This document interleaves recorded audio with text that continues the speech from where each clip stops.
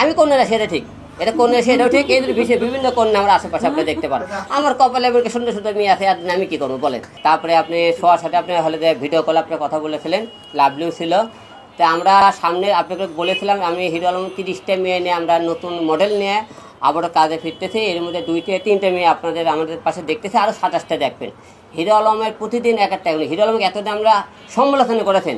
আমি চাই আপনারা আমরা ভালো ভালো কাজ দিলে আমার সামনের দিকে আমরা এগিয়ে যাওয়ার জন্য আপনি সহযোগিতা করবেন। আমার দ্বারা যদি মনে করেন 5টা মেয়েদের পরিচিত হতে পারে, নট নেগেটিভ, পজিটিভ দিয়ে, আপনি তাহলে আমি আমার কাছে ধন্য মনে করবেন। হিরো আলম 5টা মেয়ে ভালো একটা জায়গা প্রদর্শন করে দিতে পারতে, তাদের নিয়ে সামনে ভালো কাজ করতে পারে। হিরো আলম তো আপনি সবসময় নেগেটিভ পাবেন কি, হিরো আলম আপনি আগের তুলনায় এখন কাজের কোয়ালিটি দেখবেন, হিরো আলম কাজ কীরকম করতেছে তাদের মনে করে দেখে আপনি আমি গালিগালাজ করে, অনেকে গালিগালাজ করে, অনেকে অনেক রকম কথাবার্তা বলেন, এটা আমি কিছু মনে করি না। কারণ আপনি আমাকে গালি দিতেই পারেন, কারণ আমি আজকে হিরো আলম এই জায়গাতে এটাতে নিজের যোগ্যতায় আপনাদের গালি শোনার জন্য আসিনি। কিন্তু আমি অনেক সংগ্রাম করেছি, লড়াই করছি, আজকে আলম থেকে হিরো আলম হয়েছি।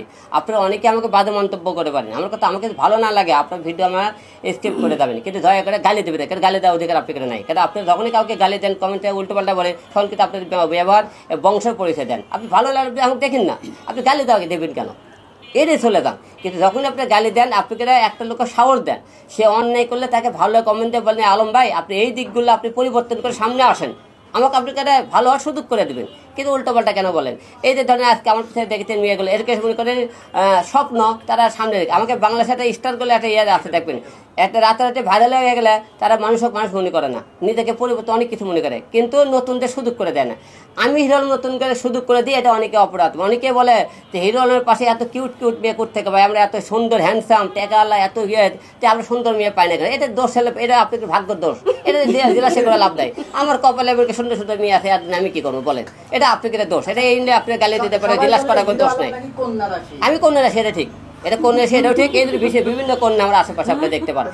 আপনি হিরো আলম মানে অনেকে বলেছে হিরো আলম হতে রিয়ামনিক ছাড়া সামনের দিকে নতুন কাউকে নিয়ে আসতে পারবেন না। আমি হিরো আলম একটা রিয়ামনি গেলে 10টা রিয়ামনি আপনি মাঠে আনতে পারে। আপনি ইতিপূর্বে দেখলে নুসরাত চলে গেলে রিয়ামনি আনছে, রিয়ামনি চলে গেলে ইতিক নিয়ে আছে, ইতির পরে আবার দেখছেন সোমনাক নিয়ে আছে, তারপর দেখতেছেন সোয়ামনি আনছে, লাভলি, আরো 27টা মেয়ে আপনাকে সামনে উপহার দেবো।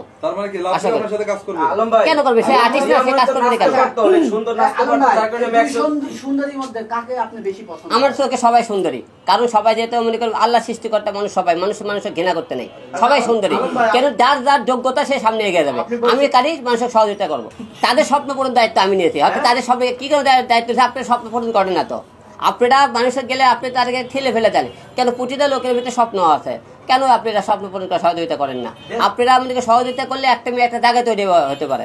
তারা দায়িত্ব নেন, তারা কাজের উপর আগ্রহ কম, তারা কাজ করতে চায় না, এবং তারা মনে করে নতুন মেয়ের সাথে কেন কাজ করবে? সে একটা বড় একটা হিরো, সে বড় একটা স্টার হয়ে গেছে, কেন ছেলে নর্মাল নতুন মেয়ের সাথে কাজ করবে? তাদের ভিতরে এই জিনিসটা কাজ করে। কিন্তু সবাই কিন্তু নতুন ছিল, যাই আজকে সুপার স্টার বলেন, যে আজকে সুপার হিরোইন বলেন, তারাও কিন্তু একদিন নতুন ছিল, তাদেরকে একদিন সার দিয়ে আজকে এই জায়গা নিয়ে এসেছে।